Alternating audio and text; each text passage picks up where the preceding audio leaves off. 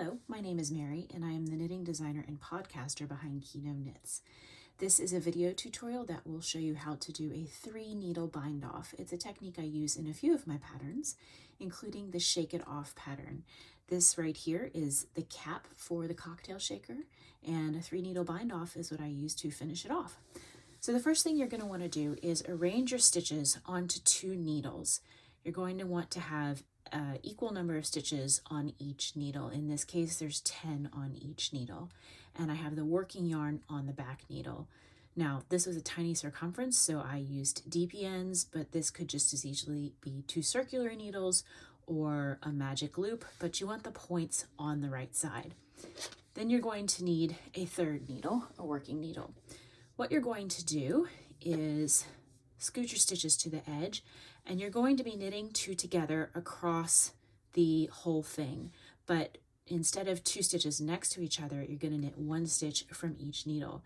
So I'm going to stick my needle from front to back as if to knit through the first 2 stitches, so 1 stitch on each needle, wrap my yarn, pull it through, and then slide both of those stitches carefully off.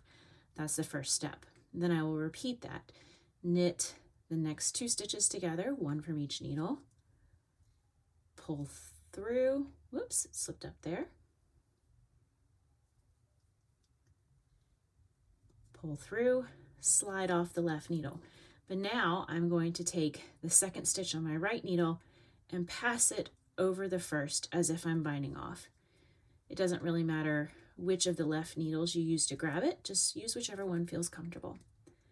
So, knitting through those next 2 together, sliding off the left needle, and then passing the 2nd stitch on the right needle over the first. And I'll just do this all the way across until I have only 1 stitch left on the right needle. So now I'm down to 1 stitch on the right needle, and I can just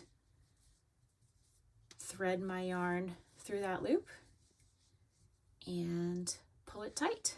And I'm left with a nice edge. It's got kind of a braided look there on one side, and it makes these nice corners. And that's exactly the effect I was going for with this pattern.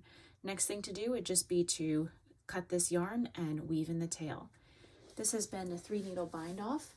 If you want more of these videos, please click to subscribe. You can also find my patterns at kinoknits.com/shop and in the Kino Knits Ravelry and Lovecrafts stores.